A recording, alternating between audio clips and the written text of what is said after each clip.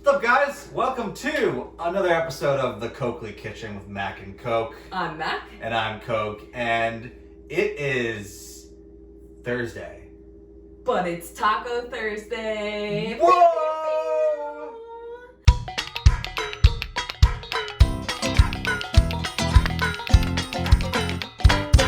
Today we are making lime rubbed shrimp tacos on homemade tortillas and some homemade tortilla chips. Alright guys, today we're going to be using our Mexican Today cookbook by Patty Hinnick. This is a really fun cookbook. It's pretty colorful, has a lot of really good recipes beyond just your classic tacos. So what we are going to be making is lime rubbed shrimp tacos. So we have shrimp defrosting over there and some of the ingredients, which we'll walk through in a second. And then we are also going to be making homemade corn tortillas and homemade corn tortilla chips, which I'm pretty excited about. All right, so we're gonna dive into the ingredients that go into the tacos first, and then we will work on the tortillas and the tortilla chips. So we have a couple tried and true ingredients, extra virgin olive oil, kosher salt, and freshly ground black pepper.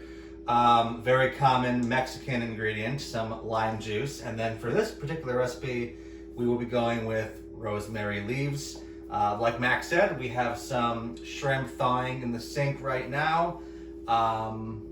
Yeah. All right. Pretty simple. Okay, so we have all of our shrimp de-shelled. So now we are gonna do 2 tablespoons of olive oil, 2 tablespoons of lime juice. Technically it calls for freshly squeezed, but we used up all of our limes on Tuesday, so we're just using some lime juice that you can get at the grocery store. Which I think is a fine substitute. Yeah. It's just lime juice. Yeah, exactly. And 1 tablespoon of chopped rosemary, either chopped fresh rosemary or a 1/4 teaspoon of dried rosemary. So we're just gonna sprinkle some of this in. And then salt and pepper to taste. So we will just really lightly coat this in salt. Nice little dusting of pepper. Yep. And then we don't have any large freezer bags, so we're just putting this in some Tupperware that can seal up nice and tightly, and then we're just gonna toss it. And then we're just gonna set this aside for a little bit. All right. Do you wanna learn how to make some tortillas now? Let's learn how to make some tortillas. You have never made tortillas, so you're gonna do it for me. What? What an honor. Yeah. All right. Okay. So the base for the tortilla chips and the tortilla shells is exactly the same. So we are gonna take this Maseca flour, which I don't know if this is surprising or not, but you can find this in like the Mexican aisle or the international aisle at pretty much any supermarket or grocery store. I have always been able to find this at Hannaford or Market 32, anywhere that we go. If you want, I'm sure you could go to a little Mexican market or a Mexican grocery store and find it there too. If you want to support some local businesses, go ahead and do that. But it's easy enough to find these huge packs at a big grocery store chain. And then all of these, typically on the back, will have instructions on how to make the base for, like, the dough for tortillas and tortilla chips. So here you go. All right. Work away. No. I'm just kidding. I'm gonna give you that. All right. Good luck. Okay. So the ratio, the ingredients that go into this is water, Maseca flour, and a pinch of salt. So Christopher, so we're gonna do 2 cups of flour. Yeah, it can be heaping because you'll see.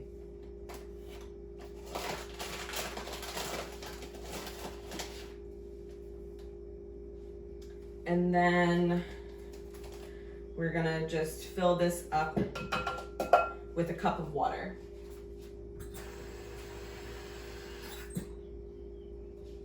And then, kind of similar to how you would do pancakes or waffle batter, where you don't want to add in all of the liquid at once. I like to do about half a cup of water at first and then mix it together so it starts to get doughy, and then I slowly add in the other half.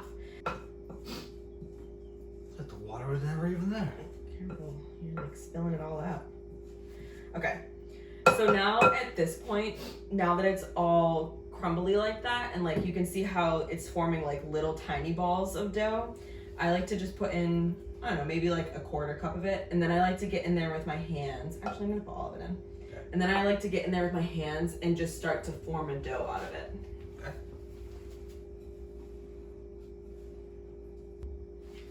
So since we did like 2 heaping cups of the flour, I'm just gonna add in a little bit more water, and it's already starting to form a nice dough there. So I'm adding in about a quarter cup there, and then Chris is just gonna keep mixing it together, and it'll eventually form one big ball. Pour a little bit more water. Just put another quarter cup in. So we're at about a cup and a half right now of water. I think. Try to make that into one ball, and then just like put it in and grab some more of the leftover dough and try to get it all into one ball. Yeah.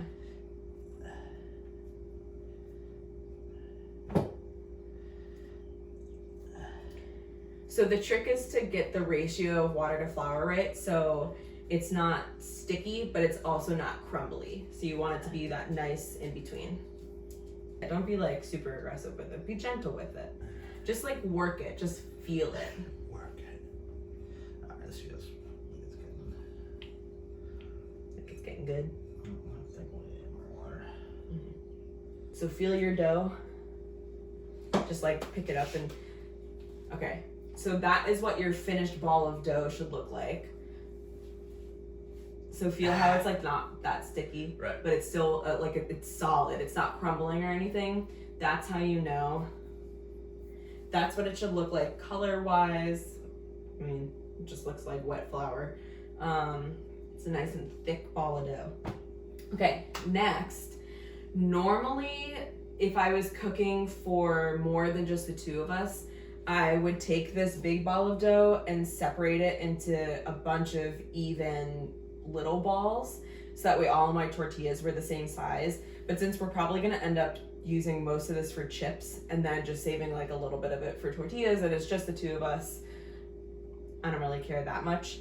So what we're just gonna do is just gonna take balls and then press them each individually. So let me get the tortilla press set up and then we'll get going.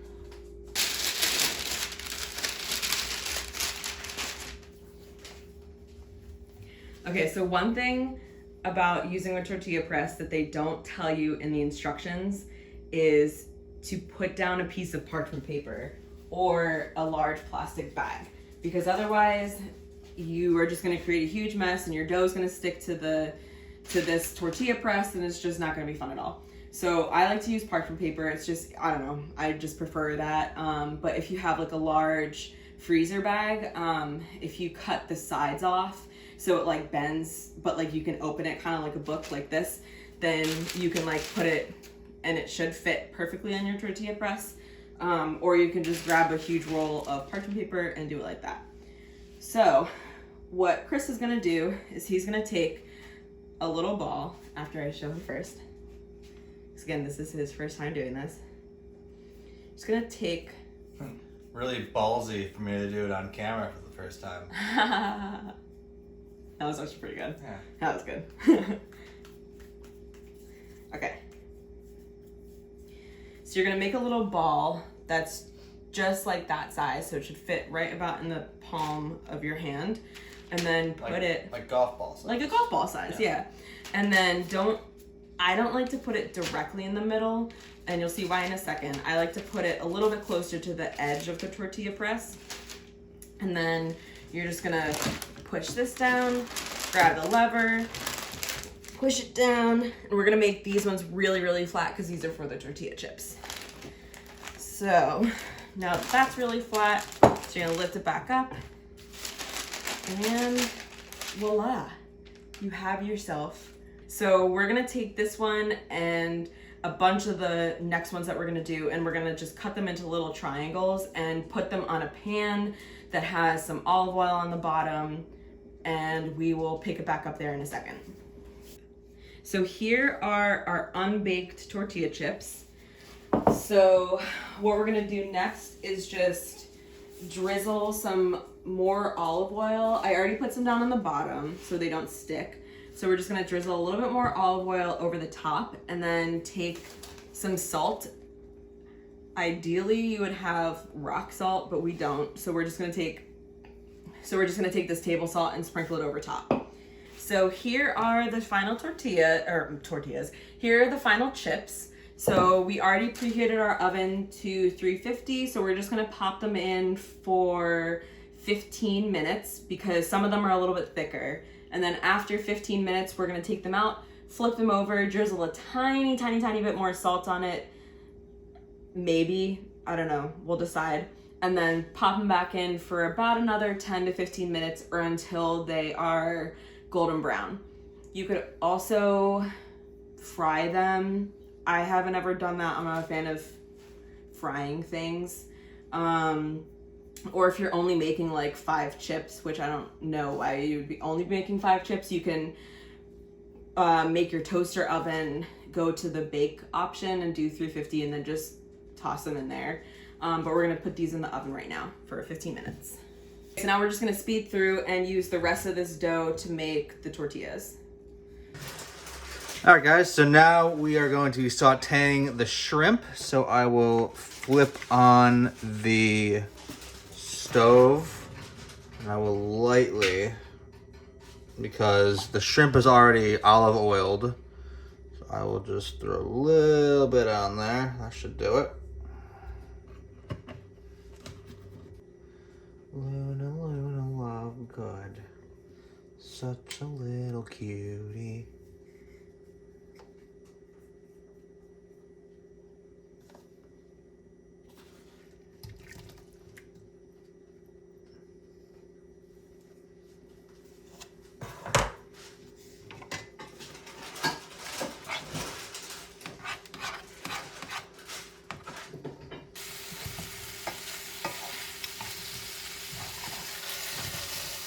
I'm gonna quickly make these corn tortillas.